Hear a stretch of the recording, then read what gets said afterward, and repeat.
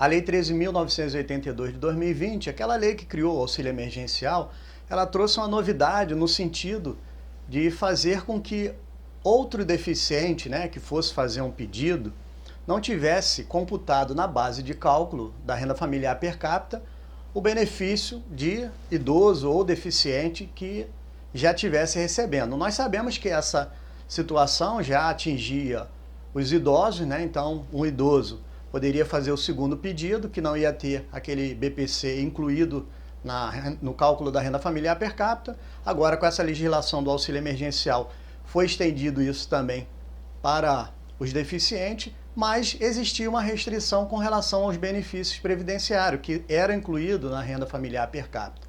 Nós vimos que essas medidas são medidas que ampliam, né, para a maior quantidade de pessoas poderem estar dando entrada no benefício e se beneficiando, ou seja, recebendo o BPC. Sabemos que essa questão da renda per capita também é uma discussão entre o Congresso e o presidente, que o Congresso quer aumentar para a renda familiar per capita para meio salário mínimo e o presidente vetou, inclusive, isso, né, deixando no patamar de 1/4 do salário mínimo. E agora teve uma ação civil pública que entrou rediscutindo essa situação com base nessa legislação, né, o cálculo dessa renda familiar per capita, e o INSS, acatando, né, a decisão lá dessa ação civil pública, publicou uma portaria 374 de 2020, falando como é que vai funcionar essa situação, estendendo isso aos benefícios previdenciários. Mas eu vou explicar. Eu sou o Dr. Antônio Teixeira, mas antes de continuar, gostaria que vocês dessem um like no nosso vídeo e se inscrevessem no nosso canal. Assim vocês vão estar nos incentivando a produzir mais conteúdo. Nós vamos explicar isso direitinho na tela do nosso computador. Vamos pegar o artigo e detalhar para vocês. Veja aí na tela do nosso computador. Pois bem, mais uma boa notícia, né, para o pessoal do BPC Loas, que recebe isso aí, conforme nós falamos lá no início do vídeo. A portaria 374 de maio de 2020, né, ela dispõe sobre o quê? Ela dispõe sobre procedimentos a serem aplicados com a alteração da Lei Orgânica da Assistência Social pela Lei 13.982 de 2020 e cumprimento da ação civil pública.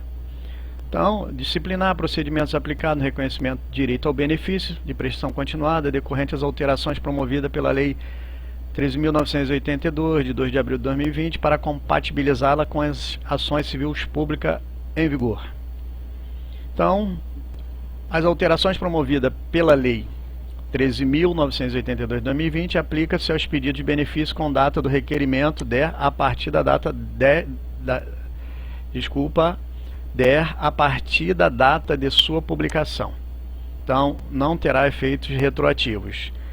Para benefícios pendentes de análise com o DER anterior a 2 de abril de 2020, deve ser garantida a reafirmação do DER ser mais vantajosa, né? Então, nós estamos vendo aqui uma boa vontade da Previdência em reanalisar a situação sempre pelo lado mais vantajoso, ou mais forma que o próprio beneficiário possa ter vantagem, né? O artigo 2º, a partir do dia 2 de abril de 2020, os valores recebidos por componente do grupo familiar idoso acima de 65 anos de idade ou pessoa com deficiência de BPC, LOAS ou de benefício previdenciário de até um salário mínimo, tá? Então isso é importante. Essa situação do grupo familiar que recebe BPC LOAS, para o cálculo da renda familiar per capita, né? Benefício, vamos refrisar aqui, benefício previdenciário de até um salário mínimo. Quem ganha até um salário mínimo, quem ganha mais de um salário mínimo, está fora dessa situação, vai continuar entrando no cálculo da renda familiar per capita. Ficam excluídos da aferição da renda mensal per capita para fim de análise do direito BPC. Então, essa aqui foi a grande modificação, tá?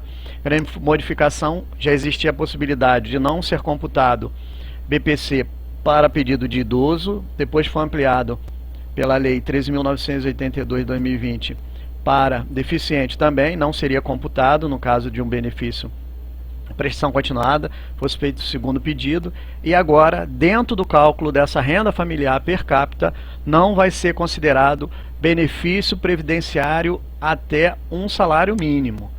Todavia, benefícios previdenciários acima desse valor vão continuar integrando a base de cálculo da renda familiar per capita para a concessão do benefício de prestação continuada.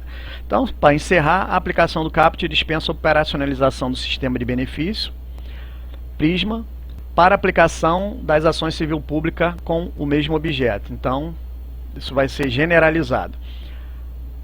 Artigo 2º. Na hipótese em que, mesmo aplicada a desconsideração prevista no caput da renda familiar per capita, permanecer valor igual ou superior a 1/4 do salário mínimo, ainda caberá a aplicação da ACP, Ação Civil Pública, que possua regras com maior extensão e definidas no parágrafo 3º deste artigo. Parágrafo 3º. Para fim do disposto no caput, até que haja regulamentação,